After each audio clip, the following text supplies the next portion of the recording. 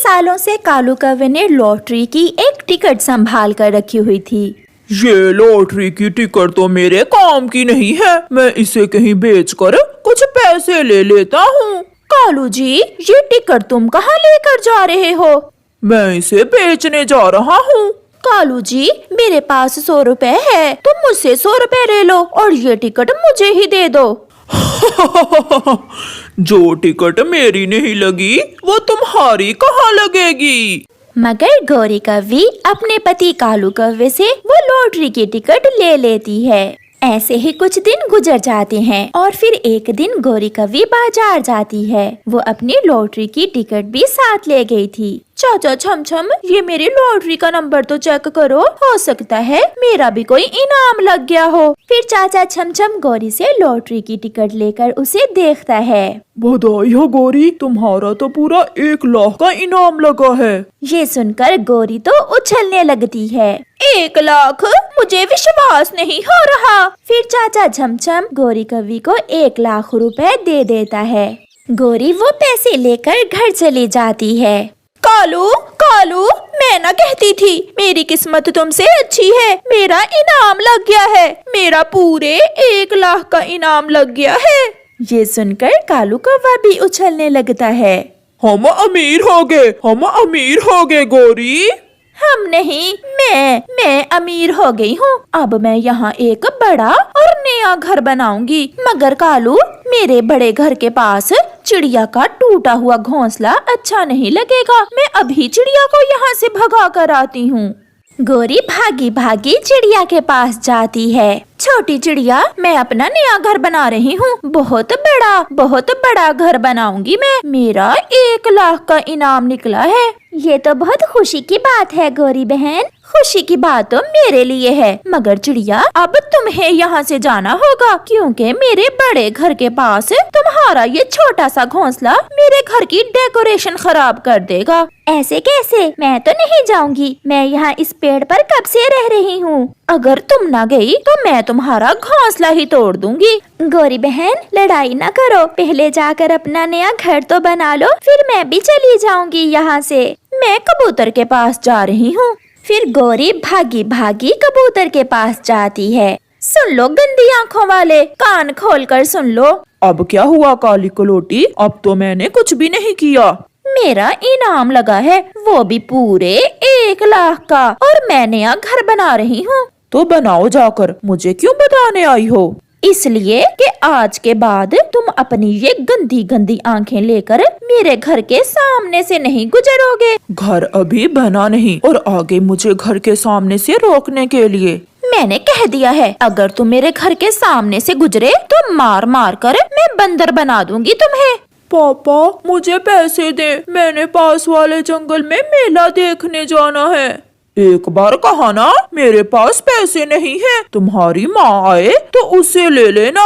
ऐसा कहते हुए कालू कौवा घर से चला जाता है। मेला तो मैं देखने जरूर जाऊंगा। ऐसा सोचते हुए जग्गू अपनी माँ का संदूक खोलता है। सामने पड़ा हुआ 1 लाख रुपए देखकर जग्गू तो खुश हो जाता है। अब आएगा मजा। जग्गू सारे पैसे उठाकर घर से भाग जाता है। वो सीधा नदी पर अपने दोस्तों के पास जाता है। कुकू कुकू, चलो मेला देखने चले। यार जग्गू, मगर हमारे पास तो पैसे नहीं है। ये देखो, मेरे पास बहुत पैसे हैं। इतने सारे पैसे ये कहाँ से लिए तुमने जग्गू? क्योंकि ये पैसे मुझे मेरी मम्मा ने मेला देखने के लिए दिए हैं। फिर वो तीनों दोस्त मेला देखने चले जाते हैं। वो बड़े झूले पर बैठते हैं, वो नाव में बैठते हैं। चलो, मैं आपको पानी पूरी खिलाता हूँ। फिर वो पानी पूरी खाते हैं, वो मिठाई खाते हैं। ये गरीब पक्षी है, इसे कुछ पैसे दे देते हैं। फिर जग्गू कौवा कुछ पैसे गरीब पक्षियों में बांट देता है।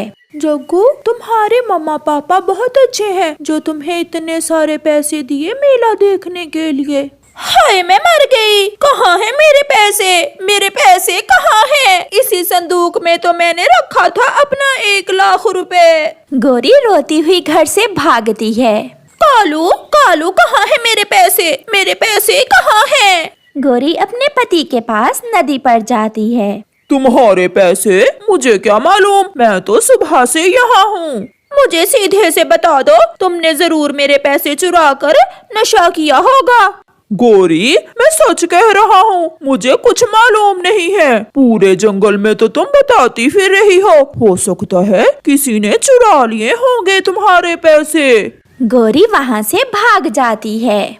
छोटी चिड़िया, कहाँ है मेरे पैसे? जरूर तुमने चुराए हैं मेरे पैसे। गौरी बहन, मैं तो अभी अपना भोजन लेकर आई हूँ, मुझे क्या मालूम, मैं तो तुम्हारे घर ही नहीं गई। मैं भी छोड़ूंगी नहीं, मैं पकड़ लूंगी जिसने भी मेरा 1 लाख चुराया है। कबूतर के बच्चे, गंदी आँखों वाले, चुपचाप मेरा 1 लाख मुझे वापस दे दो। लो जी, फिर आ गई। तुम्हें मेरे अलावा लड़ने के लिए कोई और नहीं मिलता पूरे जंगल में? कबूतर मेरे भाई, प्लीज मेरे सपने ना तोड़ो। अगर तुमने मेरे पैसे चुराए हैं तो उसमें से 1000 तुम रख लो और बाकी के मुझे वापस कर दो, प्लीज। नहीं गौरी, मैंने नहीं चुराए। सारा दिन पैसे खर्चने के बाद भी जग्गू के पास ढेर सारे पैसे बच जाते हैं। 1 लाख तो खत्म ही नहीं हो रहा। जग्गू दोस्त, अब ये पैसे तुम घर जाकर अपनी मम्मा को वापस दे देना। मगर पीछे बैठा हुआ एक उल्लू सब देख रहा था। वो जल्दी से उड़ता है और जग्गू से वो पैसे छीन कर ले जाता है। रुको रुको, मेरे पैसे मुझे वापस दो। मगर उल्लू दूर निकल जाता है। जग्गू रोता हुआ अपने घर चला जाता है। मम्मा, बहुत मजा किया आज हमने। आज जग्गू ने मुझे और कीकी को बहुत एंजॉय करवाया। वो कैसे बेटा? जग्गू के पास इतने सारे पैसे थे, उसने हमें मेला भी दिखाया और चीजें भी खाने को लेकर दी। तो फिर इसका मतलब गौरी के पैसे उसका अपना बेटा ही चुरा कर ले गया है। जग्गू, बता दो जग्गू बेटा, इस संदूक से पैसे तुमने ही लिए हैं ना? नहीं मम्मा, मुझे कुछ मालूम नहीं। मेरे अरमानों पर पानी फेर दिया। किसने ऐसा किया है? कौन है? कालू, मैं छोड़ूंगी नहीं तुम्हें, तुमने ही तोड़े हैं मेरे सपने। गौरी डंडा लेकर कालू के पीछे भाग जाती है। कालू आगे आगे और गौरी पीछे पीछे। ऐसे गौरी कव्वी के सपने दिल में ही रह जाते हैं।